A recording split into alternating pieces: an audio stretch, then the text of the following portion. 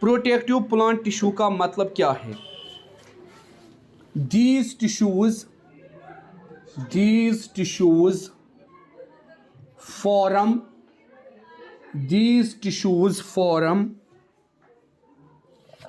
या forms the outermost layer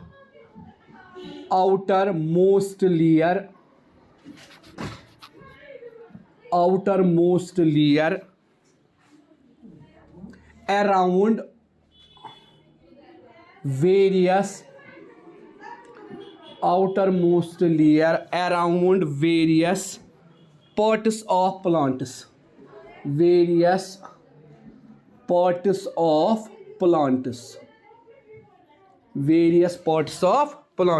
Such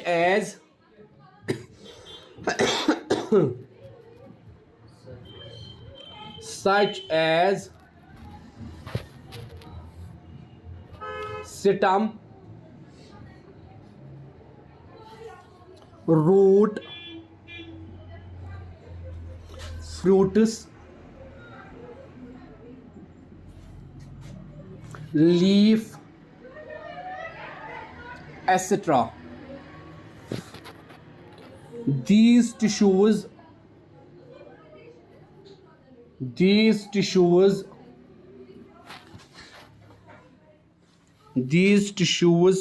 protects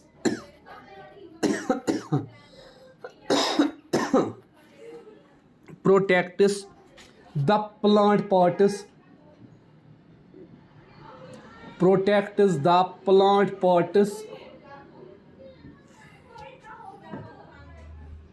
from adverse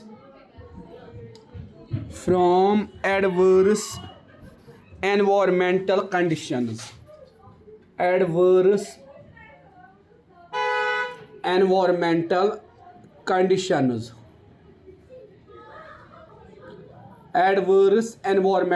conditions. ठीक है बेटा. Protective tissue are of two types. These tissues are of two types.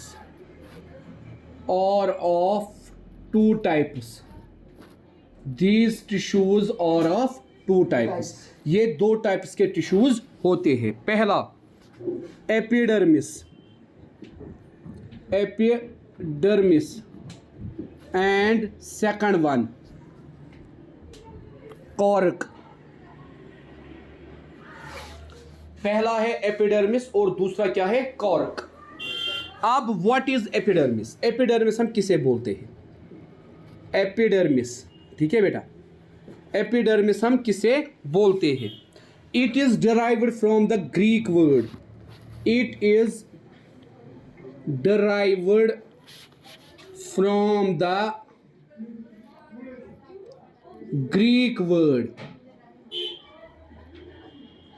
ये कहां से आया है बेटा? ग्रीक वर्ड से. AP means upon. एंड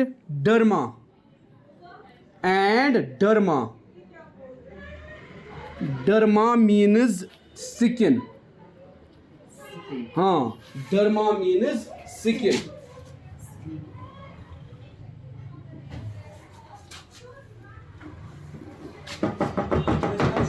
बेटा यहां क्लास चल रही है, मेहरबानी करके आप चुप करके बैठेंगे. It is derived from the Greek word AP. ठीक है, एपी का मतलब क्या है? अपॉन. एंड डर्मा का मतलब क्या है बेटा? स्किन. इसीलिए हम कहते हैं एपिडर्मिस. ठीक है, epidermis. It is usually present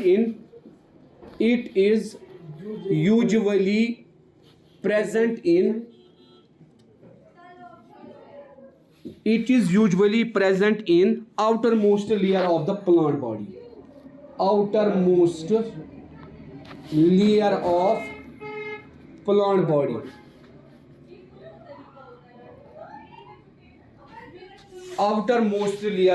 plant body. हम कहते हैं बेटा ये क्या हो? Outer most layer of plant body. हमने कहा ये जो एपिडर्मिस है ये ग्रीक वर्ड से आया है एपी। एपी का मतलब है अपॉन एंड डर्मा, डर्मा का मतलब है स्किन। ठीक है बेटा, it is usually present in outer most layer of the plant body. मतलब हम कहते हैं ये वो लेयर होती है जो प्लांट का आउटर मोस्ट पार्ट बनाती है, आउटर मोस्ट लेयर बनाती है, एपिडर्मिस। जिस तरह हमारे अंदर आउटर मोस्ट लेयर क्या है बेटा, स्किन, उसी तरह प्लांट्स के अंदर आउटर मोस्ट लेयर जो होती है उसको हम बोलते हैं एपिडर्मिस। उसके बाद बेटा हम कहते हैं सच एज लीव्स, जैसे लीव्स के अंदर सच एज लीव्स। इसी तरह बेटा हम कहते हैं फ्लावर्स, फ्लावर्स। इसी तरह बेटा stems and roots, and roots. It forms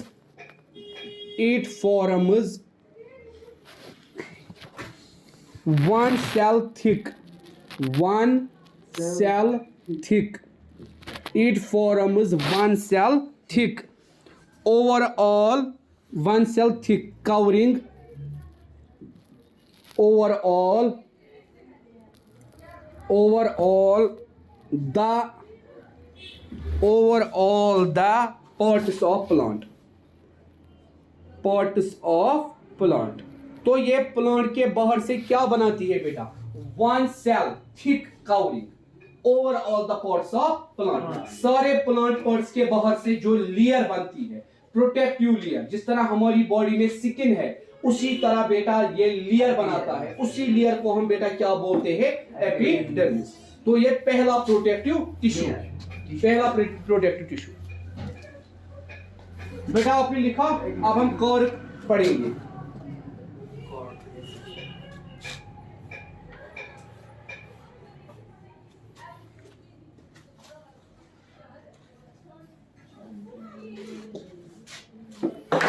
तो बेटा अब हम क्या पढ़ेंगे, कॉर्क,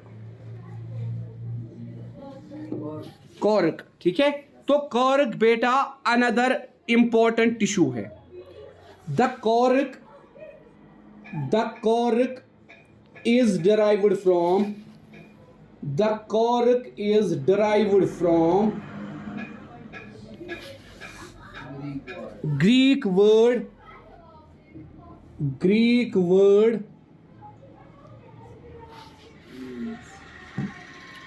phellos, PHELLOS, phellos। ठीक है, हाँ, means cork, means cork, means cork। when the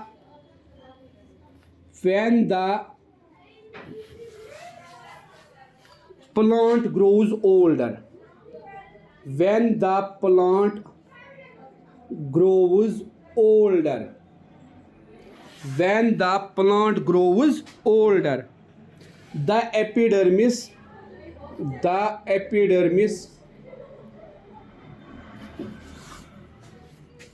undergoes certain changes,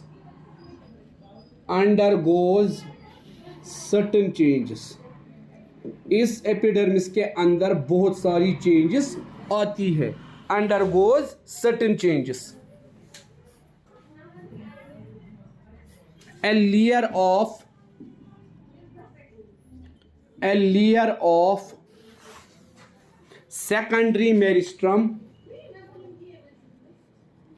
a layer of secondary meristem which is called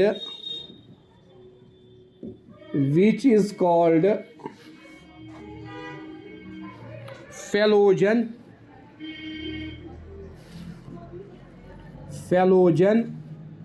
replace the primary epidermis, replace the primary epidermis, primary epidermis। Phellogen is also called cork cambium, phellogen is also called as cork cambium.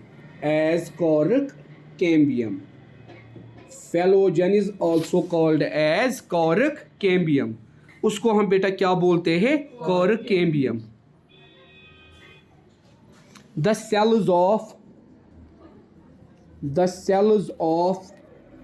cork cambium are rectangular and their protoplast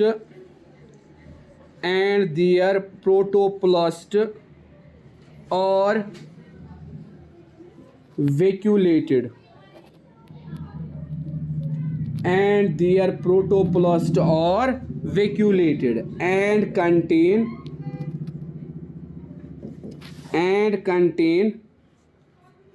tannins and chloroplast.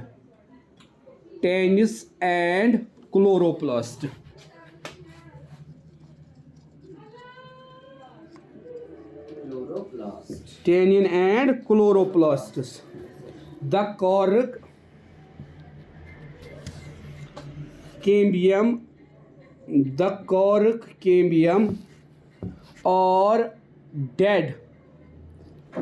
cork cambium are dead.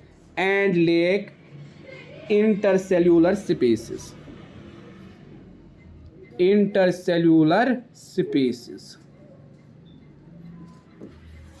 ठीक है बेटा, this is all about the tissue cork. तो हम कहते हैं बेटा cork जो है ये एक ग्रीक वर्ड से डराइव हुआ है जिसका नाम है फेलोस, जिसका मतलब है कॉर्क. हम कहते हैं जब प्लांट ओल्डर हो जाता है, जब प्लांट की ग्रोथ स्टॉप होती है, इसमें जो एपिडर्मिस है उसके अंदर सर्टेन चेंजेस आती है और वो लेयर बनाता है सेकेंडरी मेरिस्टम की, जिसको हम कहते हैं फेलोजन. यही फेलोजन रिप्लेस करता है प्राइमरी एपिडर्मिस को. और बेटा फेलोजन को हम और एक नाम बोलते हैं कॉर्क कैम्बियम. उसके बाद हम कहते हैं the cells of cork cambium और रेक्टेंगुलर. ये कौन सी शेप की होती है? रेक्टेंगुलर. एंड देयर प्रोटोप्लास्ट और वेक्यूलेटेड. इसके प्रोटोप्लाज्म पे वेक्यूल्स प्रेजेंट होते हैं. एंड कंटेन टेनिस, जिसके अंदर क्या होती है? टेनिस. एंड क्लोरोप्लास्ट, और क्या होता है? क्लोरोप्लास्ट.